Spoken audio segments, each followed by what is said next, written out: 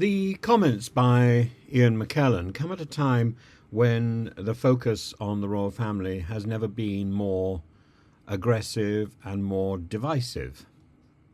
And it comes at a time when Prince Harry is about to celebrate his 40th birthday party. It's a time when people, when they're 40, they start looking back on their life and they start looking forward and they start thinking about their legacy. And what has Harry achieved or what has Harry not achieved? Well, he's achieved quite a lot. The Invictus Games is quite a commendable achievement in its own right. And simply on that level alone, he's achieved a great deal. He's also done military service. He's served his country.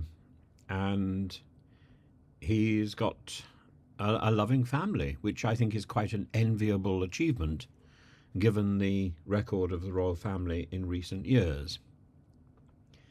That said, this story about whether or not he could be drawn back into the fold of the royal family in the UK, I don't think this is really about Prince Harry. This is about the Duke of Edinburgh, Prince William, his brother, and about the King, Charles. And it's about their initiative. Whether he chooses to accept it, whether Harry chooses to accept it or not, is his affair. But the whole principle about kingship and about royalty is about grace. And the grace of unity should be extended to estranged members of the family, and whether it's intentional or whether it's accidental, Harry is clearly an estranged member of the family. But as the Queen has said, as the Queen said, Queen Elizabeth said, a much loved member of the family.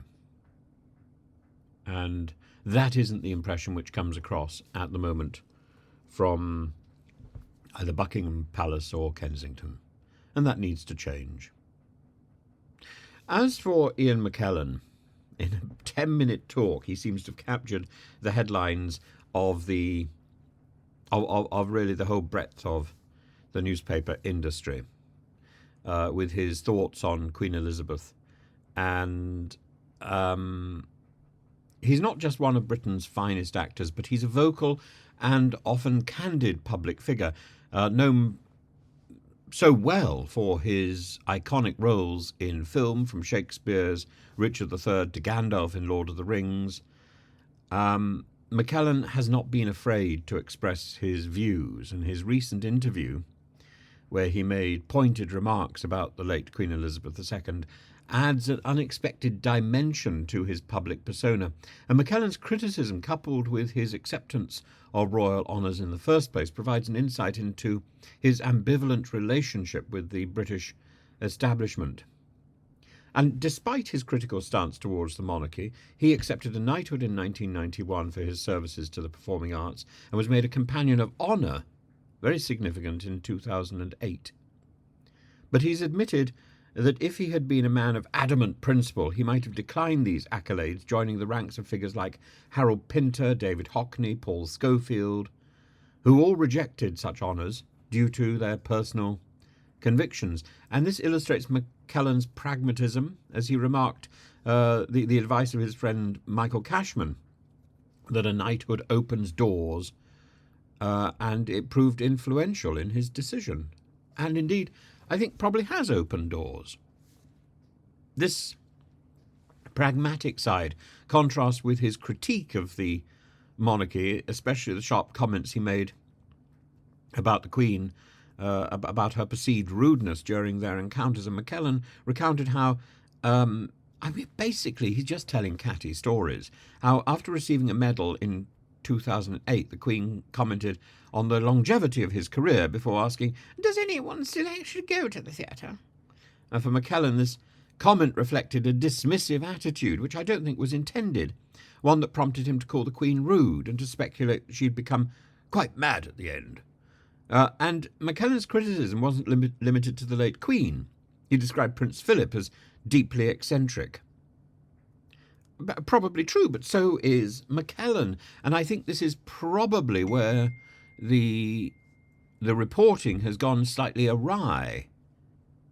Because when I look at what McKellen said, it's really an opportunity for him to demonstrate the Queen's slight pushing of him when she reached out to shake his hand, because what he wanted to do was to demonstrate the move to a reporter, and the line was, "I'll be Queen," and I think it was simply for that opportunity that he told the story.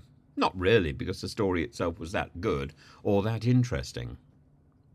His remarks about the royal family, I mean, he says that King Charles's emotional struggles, he calls him damaged, and his remarks suggest a deep sympathy for the personal struggles faced by individuals born into royalty who, as McKellen sees it, live in a form of prison.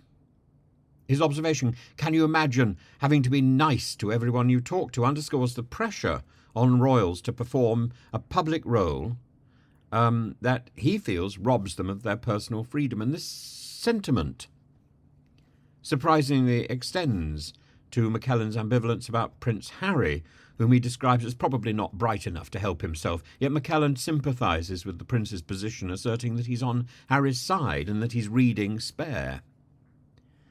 These comments reveal more than a contrarian side to McKellen, a man unafraid to critique the very system that honoured him. And while he finds aspects of the monarchy distasteful, he acknowledges the practical benefits of the titles and the recognition. And this tension within McKellen is reflective of his broader views on public life and equality. A staunch advocate for LGBTQ+ rights, McKellen has spent much of his career fighting the causes of equality and justice, even while navigating the trappings of traditional British institutions like the theatre, like monarchy. And despite this critique, McKellen remains one of Britain's most cherished figures. His recent performance in The Critic, which is coming out shortly, I believe, is something that will demonstrate again his enduring talent, even at the age of 85, showcasing an actor still at the height of his powers. You know,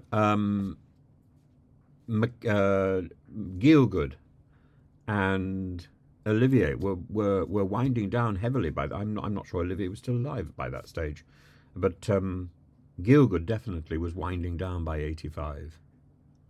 Though he was still doing little parts in films, but he certainly wasn't taking on the big roles. I remember seeing Gielgud in the Best of Friends at it was, I think it was at the Apollo, which is the theatre which is named after him now, the Gielgud. It was very interesting, but it was a big learn, and he was forgetting his lines.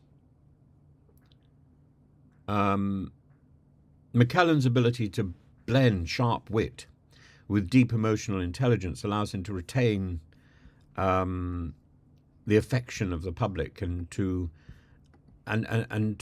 remain relevant in both the theatre world and public discourse, and of course to be a prized participant in sort of chat shows like Graham Norton stuff. But his remarks about the Queen and the broader royal family have certainly sparked discussion, particularly given the anniversary today, the timing of his remarks. They highlight a complex figure. They highlight two complex figures, both the Queen and McKellen, and I'm sure he would enjoy that comparison, where that complexity with which mixes both respect and criticism. And McKellen particularly occupies a unique space where he can offer his criticism on the one hand and yet still accept the honours and the plaudits of society. This contradiction with that deftness and skill that has made him one of the world's greatest actors. His thoughts on the monarchy, though surprising to some, I mean, he's an intelligent, clever man, from Cambridge. His thoughts align with his broader worldview of challenging accepted norms, challenging the established convention, while also recognizing the strategic benefits that might also be on offer. Ultimately, his reflections on the Queen, combined with his lifelong contribution to the theatre and to activism, affirm his place as a significant, if somewhat provocative, voice in our contemporary society.